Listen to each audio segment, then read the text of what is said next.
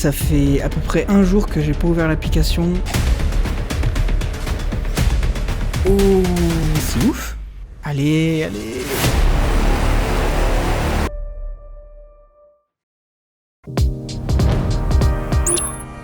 Dans cette vidéo, je vais créer un bot pour trader automatiquement des bitcoins. Je vais le laisser faire des transactions pendant une dizaine de jours et tu verras à la fin de cette vidéo s'il a gagné ou perdu de l'argent et surtout combien. Attention, je ne suis pas un analyste financier. Cette vidéo n'est pas là pour t'inciter à investir dans le bitcoin. Sur ce, bon visionnage.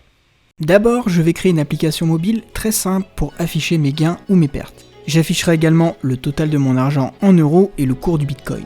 Ensuite, on ira créer une petite base de données pour enregistrer ces données de manière permanente. On pourra donc ouvrir l'application ultérieurement et retrouver nos informations. Troisième étape, on va aller chercher en direct le cours du Bitcoin grâce à ce que l'on appelle une API. Une API, c'est comme une boîte dans laquelle sont rangées plein de données et de fonctions que tu vas récupérer.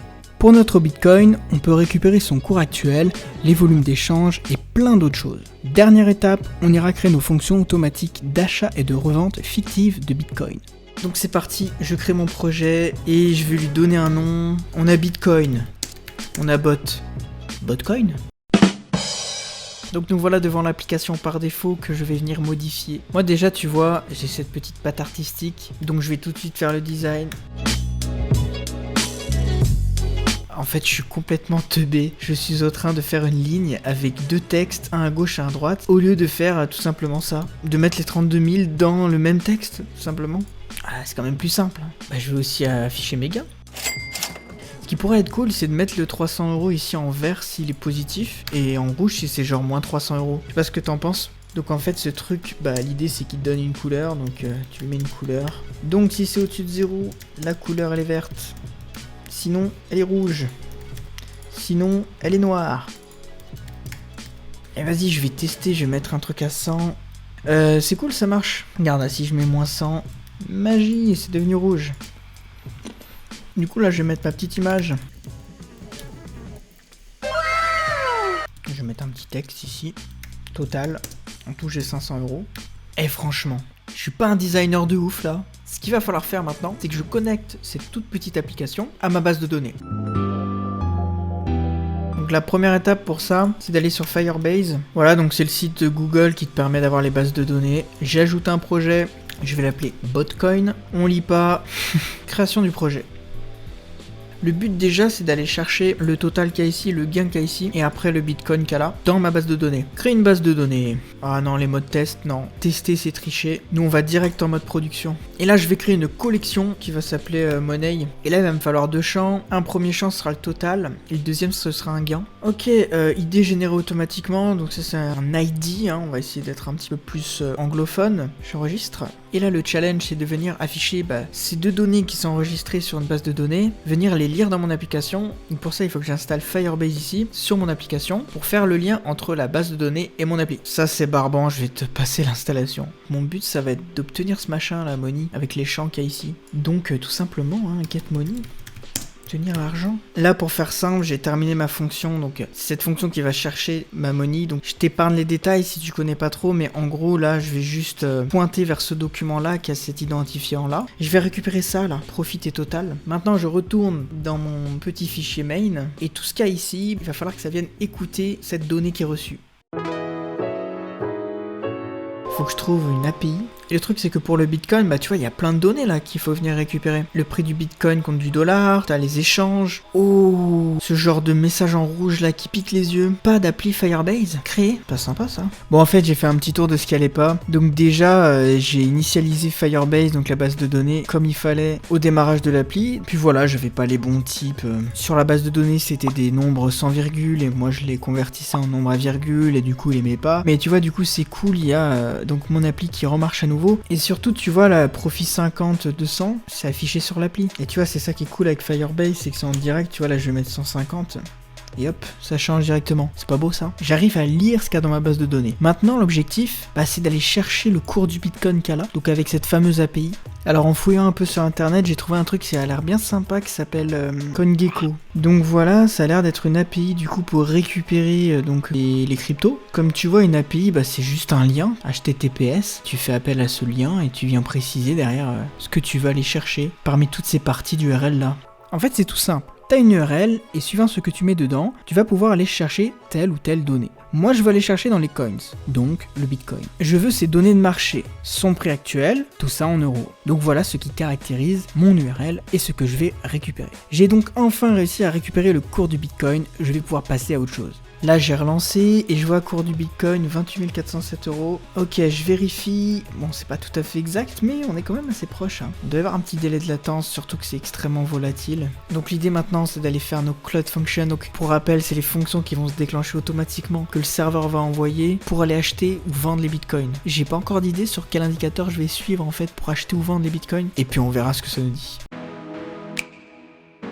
Oh là! Changement de costume, c'est un autre jour, un jour nouveau. Je devais travailler sur ces fameuses fonctions qui vont acheter et revendre, tu vois, les bitcoins, mais de manière automatique. Et je me rappelais pas que c'était aussi compliqué que ça à installer en fait. C'est pas non plus hyper complexe, mais il fallait quand même le faire. C'est-à-dire qu'il fallait taper quelques lignes de commande, il fallait installer Node.js. Donc Node.js en fait c'est du JavaScript qui te permet de faire du code un peu pour tout ce qui est back-end, base de données, etc. Et du coup après j'ai dû tout installer et créer des premières fonctions de test qui créent un message, en gros ici add message. Quand je lance l'URL ça ajoute le message dans la base en fait tout simplement. Donc ici tu vois message, ça m'ajoute un message ici. C'est juste pour le test, pour voir si tu arrives déjà à envoyer des trucs. Et donc du coup pour ça comme je t'ai dit, j'ai dû copier-coller donc tout ce code là.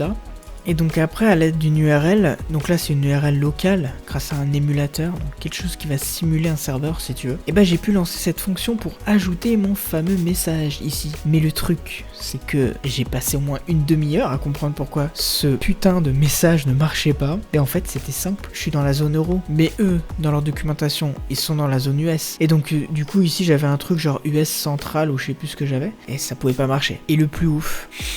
Comme quoi souvent en code c'est les erreurs les plus connes qui te font perdre le plus de temps. En fait je comprenais pas, c'est le code que j'ai copié-collé tu vois, tout devait marcher mais non, ça ne marchait pas. En fait c'était simple, j'avais pas fait commande S enregistrer. Du coup, je testais, je changeais mon URL comme un con alors qu'il fallait juste faire ça. Voilà, on est content. Maintenant, cette collection de messages va disparaître, hein, elle sert à rien. L'idée maintenant, c'est déjà manuellement de venir changer le profil total. Donc j'ai récupéré ça, je l'ai enregistré dans une variable money, donc en gros c'est un nombre auquel pour tester je lui ai ajouté 100, et je vais le réenregistrer. Donc à chaque fois que je vais taper là-dessus, je vais faire plus 100, plus 100, plus 100. Donc là j'oublie juste pas de changer ça, c'est plus add message ici, ça va être add money, allez. Ok, la fonction n'existe pas. Et oui, j'ai pas fait enregistrer une fois de plus. Ok, une erreur. Qu'est-ce que c'est que cette erreur encore? En gros, moi je lui ai juste envoyé 200 ici, alors qu'il faut lui envoyer total et 200. On relance, allez. Bon, ça fait quelque chose. Ça fait nan ou nan. Nan is not a number. Why not? Nan. C'est pas un peu indien ça? En fait là je lis pas de la bonne manière, c'est point total ici. Et money. Là normalement on est bon là. Non. Après des efforts tumultueux pour débugger son code, Florian finira par rage quit et rejoindre son lit. En gros, ma difficulté, c'est que je devais aller chercher la donnée sur internet, et juste après ça, je devais aller enregistrer sur le serveur, et ça devait s'enchaîner en fait, sans qu'il y en ait un qui empiète sur l'autre, mais j'ai réussi, et du coup maintenant quand je fais Faichir, t'as vu, ça a changé le prix du Bitcoin en direct. Donc c'est ici qu'on voit que ça fait la requête HTTP, pour aller chercher du coup le Bitcoin. Une fois que c'est fait, je pointe vers ma base de données et je vais créer du coup le nouveau profit, la nouvelle money et le Bitcoin. Donc là maintenant l'objectif c'est de lancer une fonction toutes les 10 minutes à peu près, parce que là comme tu vois quand je fais ça, je suis obligé de le faire manuellement et je veux que ça le fasse automatiquement pour moi. Donc en fait j'ai vu, c'est pas très compliqué, ma fonction ici je dois juste changer quelques trucs. Je vais faire donc ça et là je vais faire schedule. Donc schedule c'est pour planifier des lancements. Donc là tu vois, voilà, je lui dis que c'est toutes les 5 minutes. Ok, donc là j'ai mis le Bitcoin price à 0. Si ça change tout seul dans un peu moins d'une minute, c'est que c'est bon. Allez. Oui. Oh la libération. Maintenant ce que j'aimerais c'est faire un peu de logique, parce que là je fais que récupérer le Bitcoin et l'enregistrer dans ma base. Ce que je veux faire c'est récupérer le Bitcoin et derrière émettre un achat ou une vente. Donc en fait, je vais enregistrer ça dans ma base. Le montant que je vais avoir sur mon compte bancaire. Bitcoin, c'est le nombre de Bitcoin que je vais acheter. Prix du Bitcoin, il me sert du coup à aller checker si il a monté ou il a descendu. Et du coup, les profits, c'est simple. Je vais prendre mes 10 000 euros de base et je vais ajouter l'état actuel du compte. Et on verra si j'ai gagné ou perdu. Maintenant, je dois faire une sorte de fonction si. Donc si le Bitcoin monte, j'achète. Sinon, je vends. Alors, quel est l'algorithme secret de Botcoin? Eh bien, je vais te le livrer en exclusivité. En vrai, je savais pas vraiment quoi faire, du coup je me suis dit, je prends mes 10 000 euros de base, je fais un premier achat pour entrer sur le marché, j'attends que ça monte en regardant automatiquement toutes les 10 minutes, et tant que ça monte, je ne bouge pas. Puis, dès la première baisse, je vends tout. Et là pareil, j'attends qu'il y ait le moindre signe de hausse. Et dès qu'il y a une nouvelle hausse, j'achète et je continue d'attendre jusqu'à ce que ça rebaisse. Bon, c'est vraiment du casino, j'avais pas vraiment d'autres idées. Après, je me dis que j'essaye de profiter de l'effet mouton, où tout le monde se dit, go, on achète, et d'essayer de se caler sur une tendance haussière, surtout en ce moment. Tu sais, c'est t'as pas du gain en mode, oula, c'est en train de monter, ça veut dire qu'il y a un gros potentiel. Et je vais pouvoir revenir sur mon appli que j'avais faite en Flutter. Les champs ici, ils ont un petit peu changé au niveau des noms, il faut juste que je change ça, pour que sur mon appli mobile, ça m'affiche bien du coup le profit, mon bank account, etc. Et là, la magie opère. On a un compte bancaire qui est à 10 euros. On a un profit qui est proche des 10 euros. Bon, ça arrondit à l'entier supérieur. Par contre, le cours n'est pas le même. Le cours ici, il est récupéré toutes les 2 minutes. Alors que le cours ici, c'est le cours actuel du Bitcoin. Bon, je pose les 10 000 et la fonction est lancée. On est parti. Alors voilà, ça fait à peu près un jour que j'ai pas ouvert l'application. Avant ça, j'ai dû faire pas mal de tests pour essayer de voir que tous les scénarios marchent bien. J'achète puis j'achète, ou je vends et j'achète, etc. Et puis bah, on va voir.